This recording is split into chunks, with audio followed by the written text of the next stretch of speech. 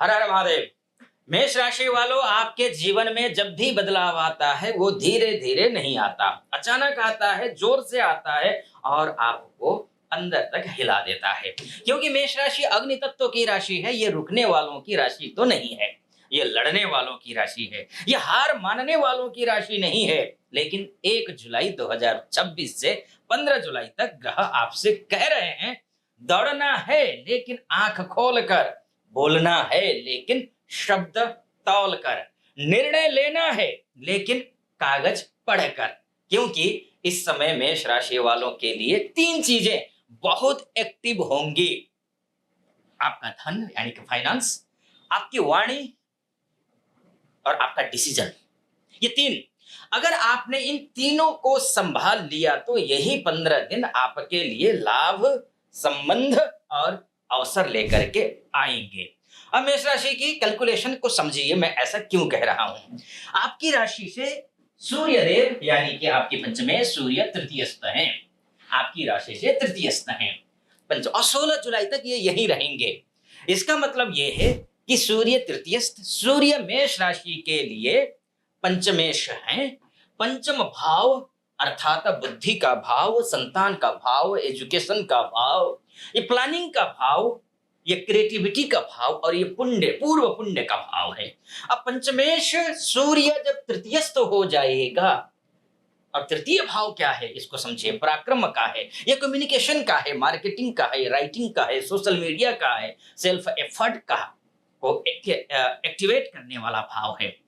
इसका अब आप सोच रहे होंगे फल क्या है। सीधी सी बात है, अब भाग्य बैठे बैठे नहीं खुलेगा, आपको बोलना पड़ेगा, लिखना पड़ेगा, लोगों तक पहुंचना पड़ेगा, अपने काम को प्रमोट करना पड़ेगा। क्योंकि यहाँ सूर्य बैठे, तृतीयस्थ सूर्य बहुत अच्छे माने गए। जो लोग सेल्स में हैं, मार्केटिंग में हैं, यूट्यूब में हैं, टीचिंग में हैं, एस्ट्रोलॉजी कंसल्टेशन में हैं, पब्लिक डीलिंग में या फिर बिजनेस प्रमोट से जुड़े हैं, उनके लिए यह समय उपयोगी और सार्थक होगा। अब बात, अगर सूर्य यहाँ बैठे हैं तो सूर्य पंचमेश है, यानी कि क्रूर ग्रह होते हुए भी ये शुभ ग्रह है, क्रूर ग्रह होते हुए भी शुभ ग्रह। इसका क्या तात्पर्य है, यहां से सूर्य सीधा भाग्य स्थान को देखेंगे। तृतीयस्थ सूर्य की दृष्टि जब सप्तम भाव है, सप्तम दृष्टि जब नवम भाव पर पड़ेगी, तो नवम भाव क्या है, भाग्य का भाव है, धर्म का भाव है, ये गुरु पिता और सीनियर गाइडेंस का भाव है। इसलिए गुरु का सम्मान, गुरु पिता या फिर सीनियर से सहयोग मिल सकता है, लेकिन ईगो क्लैश भी होगा अपने गुरुजनों से, अपने पिता से। इसलिए शास्त्र कहता है, उद्यमेन हि सिद्ध्यन्ति कार्याणि न मनोरथैः, नहीं सुप्तस्य सिंहस्य प्रविशन्ति मुखे मृगाः। केवल इच्छा से काम सिद्ध नहीं होते, प्रयास करना पड़ता है और ईगो को छोड़ना पड़ता है। ईगो को छोड़ दीजिए, सब चीज आपके पक्ष में आ जाएगा।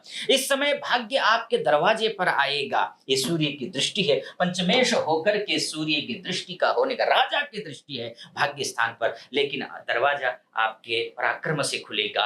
ये बात ध्यान रखिए, पराक्रम करिए, ठीक रहेगा। अब बात कर लेते हैं आपकी राशि के स्वामी मंगल की बात कर लेते हैं, जो कि द्वितीयस्थ होकर के वृषभ राशि में बैठे हैं, राशिश हैं और अष्टमेश भी हैं।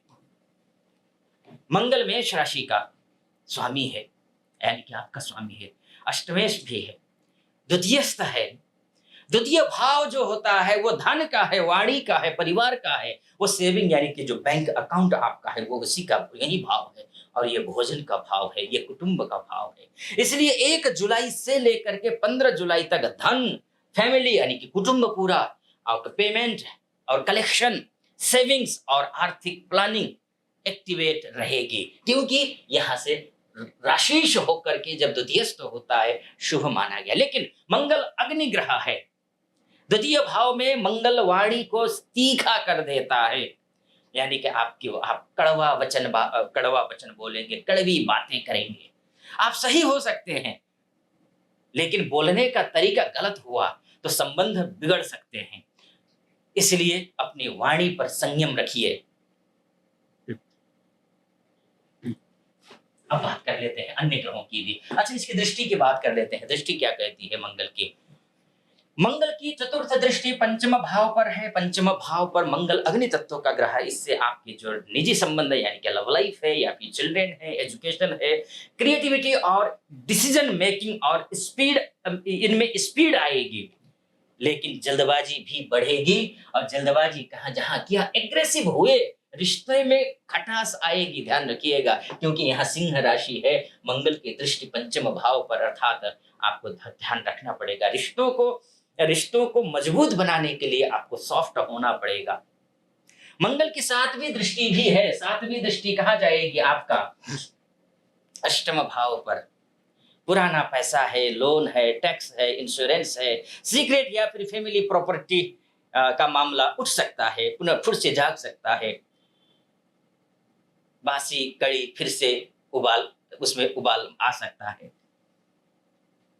मंगल की अष्टमी दृष्टि भी है। अष्टमी दृष्टि किस पर है, ये नवम भाव पर है मंगल की अष्टमी दृष्टि, यानी कि पिता के भाव में। गुरु, धर्म, लीगल मैटर या फिर लॉन्ग ट्रेवल में जल्दबाजी से बचना होगा आपको। यहाँ नीति है, सत्यम ब्रूयात प्रियम ब्रूयात ना ब्रूयात सत्यम अप्रियम, अर्थात सत्य बोलिए लेकिन ऐसा सत्य नहीं जो संबंधों को तोड़ दे।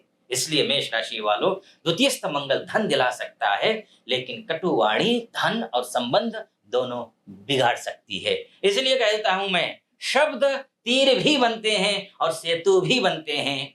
इस बार आपकी वाणी ही आपका लाभ या हानि लिखेगी, ध्यान रखिएगा। अब बात कर लेते हैं आपके बुध की, बात कर लेते हैं बुध क्या स्थिति में है। आपके ऋण के ग्रह, रोग के ग्रह इत्यादि के ग्रह है, पराक्रम के ग्रह बुध है, जो कि अस्त बुध है, वक्री बुध है। पहले चतुर्थस्थ में रहेंगे, चतुर्थस्थ होंगे जब यहाँ देख रहे हैं आप, लेकिन 7 तारीख को ये यहाँ पहुंच जाएंगे, यानी कि तृतीयस्थ हो जाएंगे, स्वगृह हो जाएंगे। अब सबसे सावधानी वाला ग्रह बुध माना गया आपके लिए। बुध मेष राशि के लिए तृतीयस्थ है। तृतीयस्थ और माफ कीजिए, तृतीयस्थ और षष्ठेश है। तृतीयश अर्थात कम्युनिकेशन का ग्रह, डॉक्यूमेंट्स का ग्रह, एफर्ट्स का ग्रह, मार्केटिंग का ग्रह। षष्ठेश अर्थात रोग का ग्रह, व्याधियों का ग्रह, ऋण का ग्रह, विवाद का ग्रह और कंपटीशन का ग्रह, स्टाफ और डेली वर्क का ग्रह। 1 जुलाई से लेकर के 7 जुलाई तक तो ये यहाँ रहेंगे, 7 जुलाई को फिर यहाँ पहुंच जाएंगे। और ये कैलकुलेशन हो रहा है 15 दिन का, यानी कि 2 भावों को प्रभावित कर रहे हैं, चतुर्थ भाव और तृतीय भाव। चतुर्थस्थ बुध, चतुर्थ भाव घर है, माता है, प्रॉपर्टी है, व्हीकल है, सेटअप है, ऑफिस सेटअप और मानसिक शांति। ये चतुर्थ भाव है, ऑफिस सेटअप इत्यादि। लेकिन बुध इस समय वक्री है और अस्त भी है, इसलिए कंफ्यूजन बढ़ सकता है, मिसअंडरस्टैंडिंग हो सकती है, डॉक्यूमेंट मिस्टेक हो सकते हैं, पेमेंट इश्यूज हो सकते हैं, मैसेज एरर और ऑफिस कम्युनिकेशन में गड़बड़ी हो सकती है। ध्यान रखिएगा, बुध आपका अस्त है। कहीं किसी को लेना देना है, कहीं कुछ करना है तो सावधानी बरतनी पड़ेगी आपको, ये भी ध्यान रखिए। अब चतुर्थस्थ बुध की बात हो गई, सप्तम दृष्टि की बात कर लेते हैं, उसको छोड़ दीजिए, आगे बढ़ते हैं अब, क्योंकि बुध की दृष्टि 7 तारीख तक तो यहीं पर है, अच्छा ही है। मैं बुध की दृष्टि उतनी खराब होती नहीं है, लेकिन बुध वक्री है। यहां एक लाइन याद रख लीजिए, और वक्री है और ये अस्त है, इसलिए नया बड़ा डिसीजन बिना वेरिफिकेशन मत लीजिए, बिना पढ़े साइन मत कीजिए, बिना कंफर्म किए पेमेंट नहीं करना है, बिना सोचे रिप्लाई नहीं देना है। इसलिए शास्त्र कहता है विचार्य कार्याणि समाचरेत, अर्थात हर काम सोच विचार कर करना चाहिए, वो आप करिए। चाहे सूर्य अच्छा है, मंगल अच्छा है, बुध थोड़ा सा कमजोर है, इसलिए कोई भी काम कीजिए बुद्धि से कीजिए। भावनाओं में बहकर करेंगे तो न तो सूर्य ही कुछ कर पाएंगे, राजा ग्रह है, न मंगल ही कुछ कर पाएंगे जो कि सेनापति हैं। इस समय गलती मेहनत से नहीं, लापरवाही से होगी। जल्दबाजी में लिखा गया एक शब्द रिश्ते बिगाड़ सकता है, बिना पढ़े किया गया एक साइन महीनों की मेहनत डुबा सकता है। इसलिए सावधानी जरूरी है। ग्रह कमजोर हो तो फिर उपाय करना जरूरी है। हाँ, अगर मुझसे आप कंसल्टेशन लेना चाहते हैं, नीचे नंबर है, उस नंबर पे कॉल कीजिए, व्हाट्सएप कीजिए, मैं स्वयं आपकी कुंडली का विश्लेषण करूंगा। आप महिला हैं, पुरुष हैं, देश से विदेश से कहीं से भी बात कर रहे हैं, तो मुझसे आप कंसल्टेंसी ले सकते हैं। उपाय के तौर पर हनुमान चालीसा का पाठ आपको नित्य प्रतिदिन करना है, इस बात का ध्यान रखिए। हाँ, चैनल को सब्सक्राइब अभी तक नहीं किया है, फॉलो नहीं किया है, लाइक नहीं किया है तो कर दीजिए। शेयर करना मत भूलिएगा अपनों के बीच में, और कमेंट बॉक्स में हर हर महादेव अवश्य लिख देना। फिलहाल हमें अनुमति दीजिए, फिलहाल हर हर महादेव।